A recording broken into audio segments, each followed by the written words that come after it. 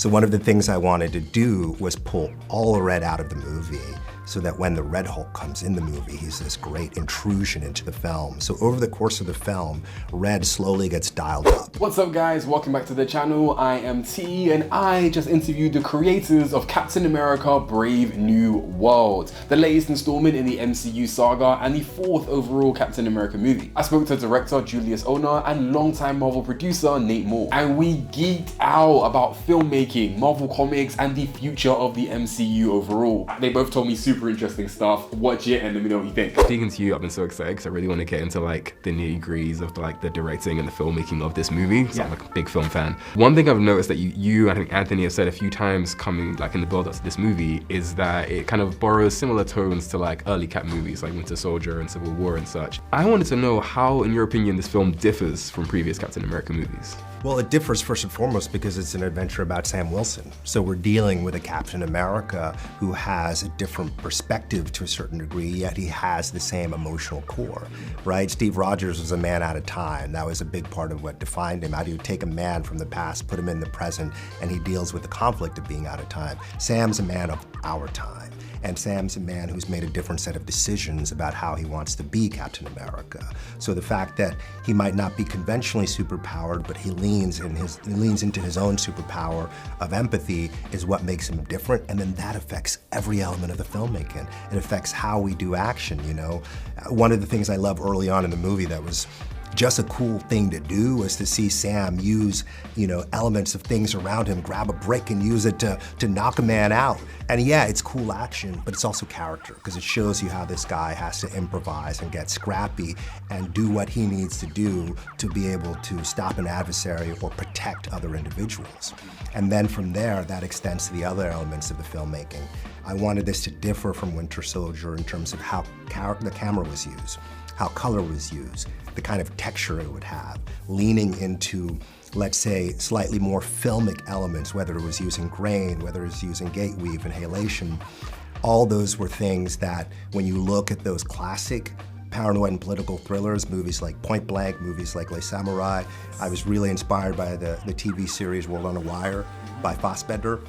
It's not to say that this movie is a one-to-one with those. It's just borrowing an element here, an element there, and then the accumulation of all those details, I think, help give this a different texture that is specific to Sam and helps tell the story of this man and the emotional journey he's gonna take. I'm so glad you mentioned color and grain. We're on the same page. My next question, I really loved watching how you use color in this movie, at least from what I've seen, because there's a lot of scenes where I feel like the visuals are quite gray. You go to the White House, Sam's in a gray suit, Isaiah's in like a sort of whitish gray suit, and even where he's wearing, the red, white, and blue, it's kind of got a sort of desaturated, like you say, grainy, almost filmic, like old school filmic look. What is your intention? I'd love to know like a director's intention behind like color theory and like how that tells the story of the movie. Well, I'm glad you noticed that because it became a mantra in the making of this movie, which was deny red.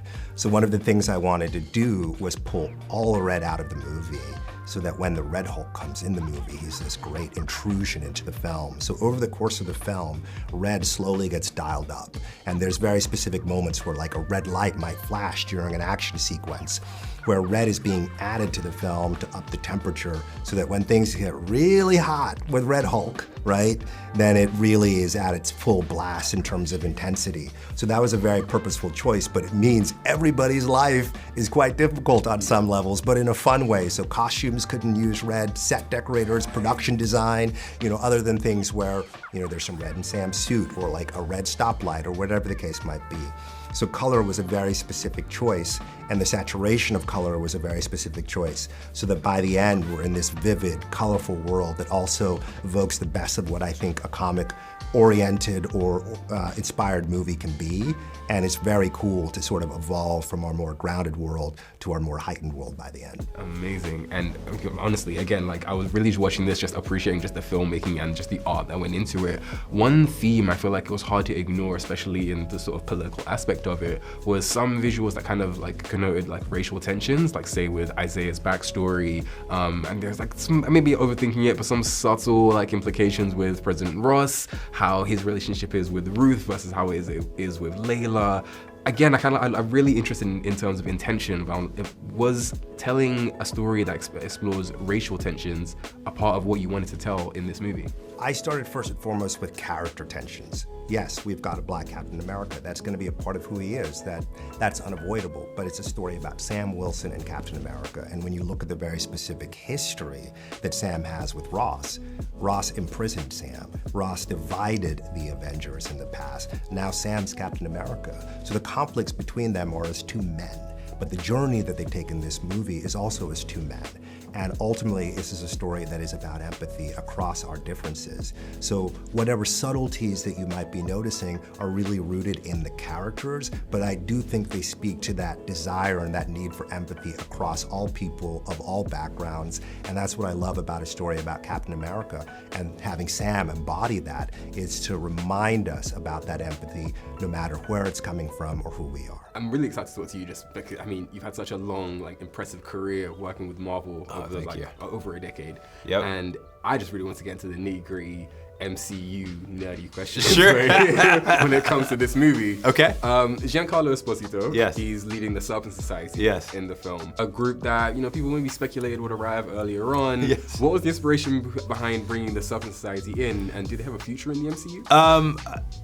The inspiration is they're a classic Cap villain, and I'm a huge Cap fan. And figuring out how to anchor them in a reality was a challenge, because in publishing they're pretty wild. Yeah. But Giancarlo brought a believability to Sidewinder that I think really anchors it in truth. And he's so talented that every scene he's in, I think he steals. Is there a future for Serpent in the MCU? If fans want it, you know what I mean? We never presume to think something's gonna work until fans see the movie. And at this point, we just want the movie to open so people can tell us whether or not we achieved our goals. But look, I'd love to work with Giancarlo again. He's so talented. And again, Serpent, we've kind of just scratched the surface with Serpent.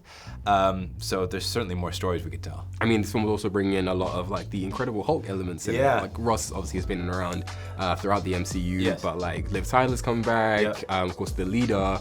I guess why now have we chosen to kind of revisit that particular sandbox for this film? Yeah, part of it was the decision, which has been a long time coming, in having Thaddeus Ross ascend to the presidency. That's a really interesting position to find that character in. He, in some ways, is taking on a mantle in the same way that Sam is taking on the mantle of Captain America. Part of why he's doing that is motivation to try and repair the relationship with Betty, which was fractured in The Incredible Hulk in 2008. And so, to some degree, figuring out what Ross's personal motivation is sort of required that we talk about Betty and then that Liv make her return. And look, Tim Blake Nelson is an incredibly talented actor. Obviously, there was a tease that Samuel Stearns might go through some sort of transformation at sort of in the middle or towards the end of Incredible Hulk, and it was fun to figure out the best way to bring him back. And I think his performance and the leader himself will surprise some people. Because, he's not the nice scientist I think people remember from that first film. Considering how it ended, it doesn't surprise me too much, Had you worked on Incredible Hulk? That was before my time, yeah. Yeah.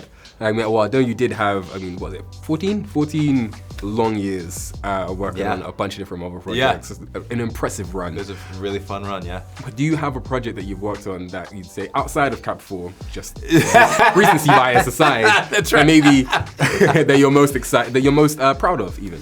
I think I'm honestly, and this is not me punting, I'm proud of all of them for different reasons. Winter Soldier was my first one, and it was really fun to figure out how to bring Steve Rogers into the modern world in a way that was cool. Civil War, we got to introduce Spider-Man and Black Panther and have Avengers versus Avengers for the first time. Black Panther, we got to visit the world of Wakanda for the first time. The Eternals, we got to deal with Celestials and Eternals, which I'm not sure even the deepest comic fan thought we'd ever get to. Exactly. Wakanda Forever, we got to some degree work through the loss we suffered when we lost Chadwick as a family and as filmmakers. And Falcon and Winter Soldier, we got to explore sort of the further adventures of Sam Wilson. They all hold a special place because they're all so different. But in each case, I got to work with filmmakers who I really admired and loved. And in each case, we had amazing casts who really believed in the movies they were making. And that's I don't know that's always true. I know it's always true on the movies I've worked on, and that's what's made my run so special, to be honest. I mean, following that then, I mean, Winter Soldier, Civil War, and now Brave New World. Yep. You mentioned that like Cap's like, I guess an old favorite of yours. Yeah. What is it about Captain America that makes you want to keep telling that story? Yeah, it's interesting. I think as a kid, I didn't love Captain America, to be honest. I was an X-Men kid. I was an Avengers kid.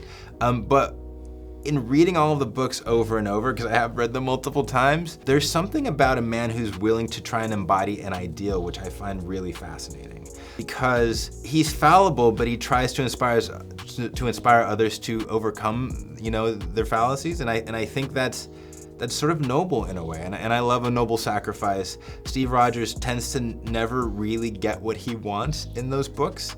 He's constantly either a man at a time, or he loses the girl, or he loses X, Y, and Z. He never has it all. He doesn't have a mansion, he doesn't have a tower.